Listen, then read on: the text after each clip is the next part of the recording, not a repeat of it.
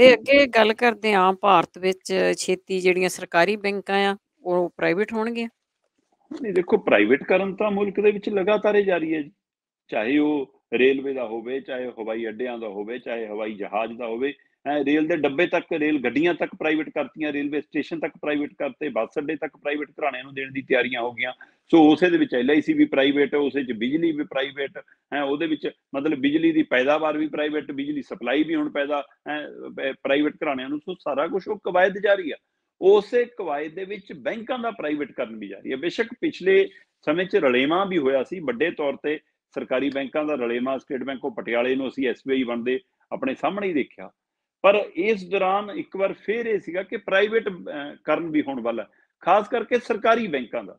ਕਿਉਂਕਿ ਇਹਦੇ ਵਿੱਚ ਵੱਡਾ ਸਵਾਲ ਇਹ ਖੜਾ ਹੁੰਦਾ ਕਿ ਸਵਾਲ ਇਹ ਨਹੀਂਗਾ ਕਿ ਹਾਂ ਅਸੀਂ ਕਹਿ ਦਿੰਦੇ ਜੀ ਸਰਕਾਰੀ ਮੁਲਾਜ਼ਮ ਕੰਮ ਨਹੀਂ ਕਰਦੇ ਜੀ, ਵਧੀਆ ਪ੍ਰਾਈਵੇਟ 'ਚ ਕੰਮ ਕਰਨਾ ਪੈਣਾ, ਸਾਰਾ ਕੁਛ ਹੈ ਜੀ, ਉਹਨਾਂ ਨੂੰ ਸਮੇਂ ਸਿਰ ਡਿਊਟੀ ਆਉਣੀ ਪੈਣੀ ਐ ਜੀ, ਇਹ ਹਵਾਲਾ ਦੇ ਕੇ। ਪਰ ਇਹਦੇ ਪਿੱਛੇ ਦੀ ਮਨਸ਼ਾ ਅਸੀਂ ਕਈ ਵਾਰ ਨਹੀਂ ਸਮਝਦੇ।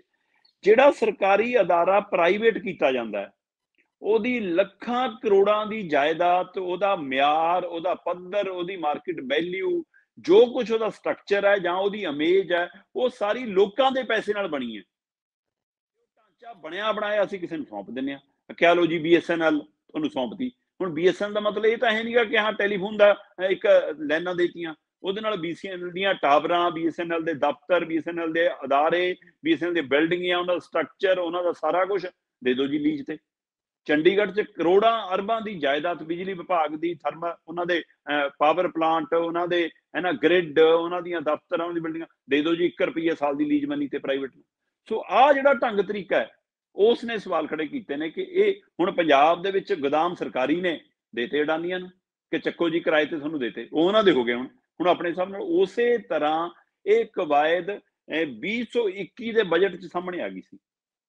2021 ਦੇ ਬਜਟ ਭਾਸ਼ਣ ਦੇ ਵਿੱਚ ਖੁਦ ਬੀਬੀ ਨਿਰਮਲਾ ਸੀਤਾਰਮਨ ਨੇ ਦਮ ਭਰਿਆ ਸੀ ਕਿ ਹਾਂ ਜੀ ਅਸੀਂ 2 ਸਰਕਾਰੀ ਬੈਂਕਾਂ ਨੂੰ ਪ੍ਰਾਈਵੇਟ ਕਰਨ ਦੀ ਬਾਰੇ ਵਿਚਾਰ ਕਰ ਰਹੇ ਹਾਂ। ਤੇ ਉਸ ਸਮੇਂ ਚਰਚਾ ਬਾਹਰ ਆਈ ਸੀ ਕਿ ਖਾਸ ਕਰਕੇ ਸੈਂਟਰਲ ਬੈਂਕ ਆਫ ਇੰਡੀਆ ਤੇ ਇੰਡੀਅਨ ਓਵਰਸੀਜ਼ ਬੈਂਕ, ਇਹ 2 ਸਰਕਾਰੀ ਬੈਂਕ ਨੇ ਤੇ ਛੋਟੇ ਨੇ ਜੀ, ਕਹਿੰਦੇ ਇਹਨਾਂ ਨੂੰ ਪ੍ਰਾਈਵੇਟ ਕਰ ਦਿੱਤਾ ਜਾਊਗਾ। ਹੁਣ ਜਿੱਥੇ ਰਲੇਵੇਂ ਦੀਆਂ ਗੱਲਾਂ ਹੋਈਆਂ ਪਹਿਲਾਂ ਕਿ ਹਾਂ ਭਾਈ ਸਰਕਾਰੀ ਬੜੇ ਬੈਂਕਾਂ ਨੂੰ ਮਿਲਾ ਕੇ ਇੱਕ ਬੜਾ ਬੈਂਕ ਬਣਾ ਲਓ, ਜਦੋਂ ਕਿ ਉਹ ਪ੍ਰੋਫਿਟ, ਫਿਰ ਉਸ ਤੋਂ ਬਾਅਦ ਕਰੋਨਾ ਕਾਲ ਤੋਂ ਬਾਅਦ ਇਹਨਾਂ ਬੈਂਕਾਂ ਦਾ ਉਭਾਰ ਸ਼ੁਰੂ ਹੋਇਆ, ਮੁੜ ਕੇ ਇਹਨਾਂ ਬੈਂਕਾਂ 'ਚ ਭਰੋਸਾ ਲੋਕਾਂ ਨੇ ਪ੍ਰਗਟਾਇਆ, ਇਹਨਾਂ ਬੈਂਕਾਂ ਦੀ ਆਮਦਨ ਵੱਧ ਗਈ ਸਰਕਾਰੀ ਬੈਂਕਾਂ ਦੀ। ਪਰ ਉਹਦੇ ਬਾਵਜੂਦ ਵੀ ਪ੍ਰਾਈਵੇਟ ਘਰਾਣੇ ਮਗਰ ਲੱਗੇ ਰਹੇ ਕਿ ਤੁਸੀਂ ਸਾਨੂੰ ਦੇਣਾ ਸੀ। ਸੋ ਸਮਾਂ ਪਾ ਕੇ ਥੋੜਾ ਜਿਹਾ ਮਾਮਲਾ ਠੰਡਾ ਹੋਣ ਤੋਂ ਬਾਅਦ ਹੁਣ ਉਹ ਦੁਬਾਰਾ ਕਵਾਇਦ ਸ਼ੁਰੂ ਹੋਈ ਹੈ ਜੀ।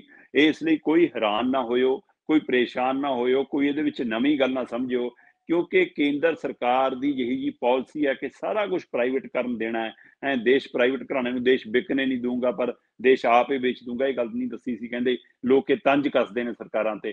ਸੋ ਇਸ ਲਈ ਜਿਹੇ ਤੰਜਾਂ ਦਾ ਕੀ ਇਹ ਨਤੀਜਾ ਸੱਚ ਹੈ ਕਿ ਹਾਂ ਦੇਖੋ ਜੀ, ਹੁਣ 1-2 ਨਹੀਂ, ਕਿਤੇ ਦਾ 2021 ਦੇ ਬਜਟ ਦੇ ਵਿੱਚ ਬੀਬੀ ਜੀ ਕਹਿੰਦੀ ਸੀ ਕਿ ਅਸੀਂ 2 ਬੈਂਕਾਂ ਨੂੰ ਮਤਲਬ ਕਿ ਪ੍ਰਾਈਵੇਟ ਕਰਨ ਬਾਰੇ ਸਰਕਾਰੀਆਂ ਨੂੰ ਸੋਚ ਰਹੇ ਜੀ, ਸੈਂਟਰਲ ਬੈਂਕ ਆਫ ਤੇ ਇੰਡੀਅਨ ਓਵਰਸੀਜ਼ ਬੈਂਕ ਸੀ। ਪਰ ਹੁਣ ਮੈਨੂੰ ਪਤਾ ਲੱਗ ਰਿਹਾ ਕਰੀਬ ਅੱਧੀ ਦਰਜਨ ਦੇ ਕਰੀਬ ਨੇ, ਤੇ ਇਹਨਾਂ ਅੱਧੀ ਦਰਜਨ ਦੇ ਕਰੀਬ ਬੈਂਕਾਂ ਨੂੰ, ਸਰਕਾਰੀ ਬੈਂਕਾਂ ਨੂੰ ਪ੍ਰਾਈਵੇਟ ਨੂੰ ਦਿੱਤਾ ਜਾ ਸਕਦਾ।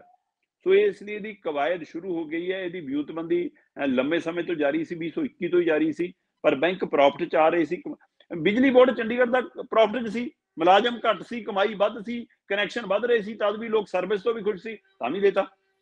ਉਸੇ ਤਰ੍ਹਾਂ ਹੁਣ ਮੈਨੂੰ ਪਤਾ ਲੱਗ ਰਿਹਾ ਕਿ ਪੰਜਾਬ ਐਂਡ ਸਿੰਧ ਬੈਂਕ ਪ੍ਰਾਈਵੇਟ ਹੋ ਸਕਦਾ ਜੀ ਕਿਸੇ ਵੀ ਸਮੇਂ, ਹੈ ਨਾ। ਬੈਂਕ ਆਫ ਮਹਾਰਾਸ਼ਟਰ ਕਿਸੇ ਵੀ ਸਮੇਂ ਪ੍ਰਾਈਵੇਟ ਹੋ ਸਕਦਾ ਹੈ। ਬੈਂਕ ਆਫ ਇੰਡੀਆ ਕਿਸੇ ਵੀ ਸਮੇਂ ਪ੍ਰਾਈਵੇਟ ਹੋ ਸਕਦਾ ਹੈ ਨਾ। ਯੂਕੋ ਬੈਂਕ ਕਦੇ ਵੀ ਪ੍ਰਾਈਵੇਟ ਹੋ ਸਕਦਾ ਹੈ। ਉਸੇ ਤਰ੍ਹਾਂ ਜਿਹੜੇ 2 ਬੈਂਕ ਪਹਿਲਾਂ ਚਰਚਾ 'ਚ ਰਹੇ ਨੇ, ਚਾਹੇ ਉਹ ਸੈਂਟਰਲ ਬੈਂਕ ਆਫ ਇੰਡੀਆ ਤੇ ਚਾਹੇ ਇੰਡੀਅਨ ਓਵਰਸੀਜ਼ ਬੈਂਕ ਹੈ, ਪ੍ਰਾਈਵੇਟ ਹੋ ਸਕਦਾ।